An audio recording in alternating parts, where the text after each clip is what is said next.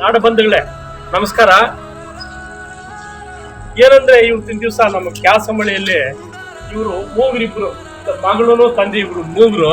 ಇವ್ರು 20 ವರ್ಷಗಳ ಮೇಲ್ಪಟ್ಟು ಈ ಹುಡುಗಿ ಹುಟ್ಟಿದಾಗ್ಲಿಂದ ಇಲ್ಲಿದ್ದಾರಂತೆ. ಇವ್ರ ತಾಯಿ ಕೂಡ ಅಲ್ಲಿ ಉಳಿದಿದ್ದಾರಂತೆ. ಗುಡ್ಸ್ಲಾಕೊಂಡು ಜೀವನ ಮಾಡ್ತಾ ಇದ್ರು. ಆ ಖಾಸಗಿ ಜಮೀನಲ್ಲಿ ಗುಡ್ಸ್ಲಾಕೊಂಡು ಜೀವನ ಮಾಡ್ತಾ ಇದ್ರು. ಇವಾಗ ಅವ್ರು ತೆಗೆದಾಕ್ಬಿಟ್ರು. ಅವ್ರು ಏನೋ ಡೆವಲಪ್ಮೆಂಟ್ ಮಾಡ್ಬೇಕಂತ ಇವಾಗ 15-20 ದಿವಸದಿಂದ ಇಲ್ಲೇ ಮಲ್ಕೊಂಡಿದ್ದಾರೆ.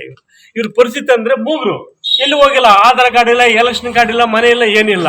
ಆ ಗುಡ್ಸ್ಲಾಕೊಂಡೇ ಜೀವನ ಮಾಡ್ತಾ ಇದ್ದಕ್ಕೋಸ್ಕರ ನಾವು ಮಾನ್ಯ PDO ಮೇಡಮ್ನವ್ರಿಗೆ ಅರ್ಜಿ ಕೊಟ್ಟಿದ್ದೀವಿ. ಏನಂದ್ರೆ ಈ ತರ ಇದೇ ಪ್ರಾಬ್ಲಮ್, ಇವ್ರಿಗೆ ಒಂದು ಅನುಕೂಲ ಮಾಡಿಕೊಡಿ ಅಂತ ಕೊಟ್ರೆ ಆಯ್ಮನ್ PDOನವರು ನಮ್ಮ PDOನವ್ರಿಗೂ ಕೊಟ್ಟಿದ್ದೀವಿ, ನಮ್ಮ EO ಸಾಹೇಬ್ರಿಗೂ ಕೊಟ್ಟಿದ್ದೀವಿ, ನಮ್ಮ ತಹಸೀಲ್ದಾರ್ಗೂ ಕೊಟ್ಟಿದ್ದೀವಿ, ನಮ್ಮ MLAವ್ರಿಗೂ ಕೊಟ್ಟಿದ್ದೀವಿ, ನನಗೆ ಸಮಾಜ ಕಲ್ಯಾಣ ಇಲಾಖೆಗೂ ಒಂದು ಕೊಟ್ಟು ಬಂದಿದ್ದೀವಿ.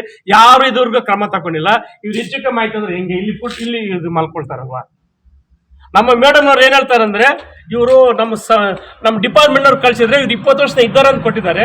ಎರಡನೇದು ಅಲಮಾರಿಗಳಂತ ಕೊಟ್ಟಿದ್ದಾರೆ. ಊರಿನವರೆಲ್ಲ ನೆನ್ನೆ ಕಳ್ಸಿದ್ವಿ, ನಾವು ಕಳ್ಸಿದ್ರೆ ಹೌದು ಕೊಟ್ಬಿಟ್ಟಿದ್ದೀವಿ ಅಂತ.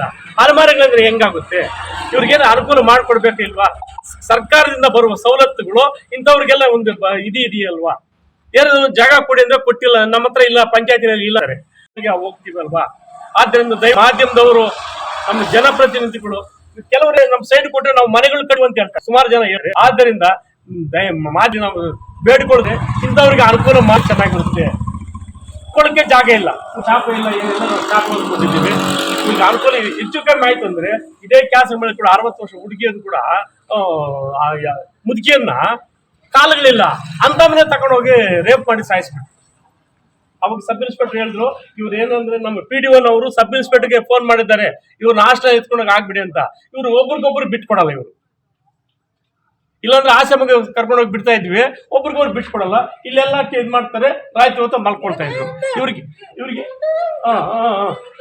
ಅನುಕೂಲ ಮಾಡಿಕೊಡಿ. ನಿಮ್ಮ ಕಡೆಯಿಂದ ನೀವು ಪ್ರೆಜರ್ ಮಾಡಿದ್ರೆ ಸರ್ಕಾರಕ್ಕೂ ಇಂಥ ಕೆಲವು ಭ್ರಷ್ಟಾಧಿಕಾರಿಗಳಿಗೆ ನಾವೇನಂದ್ರೆ ಬೇಡ್ಕೊಳ್ಳೋದೇನೆಂದ್ರೆ ನಿಮ್ಮಂಥವ್ರೆಲ್ಲ ಇಂಥವ್ರಿಗೆ ಬುದ್ಧಿ ಕಲಿಸ್ಬೇಕು. ಆಯಮ್ಮನಿಗೆ ಹೇಳಿದೆ, ನೀವು ಒಂದು ಮಹಿಳೆ ಅಲ್ವಾ, PDO ನಂಬರ್ ರಶ್ಮಿ ಅಂತಿದ್ದಾರೆ. ಆಯಮ್ಮನಿಗೆ ಕೇಳಿದೆ, ಜಾಗ ಇಲ್ಲ, ನಾವೇನ್ರಿ ಮಾಡೋದು ಅಂತ ಹೇಳ್ತಾರೆ.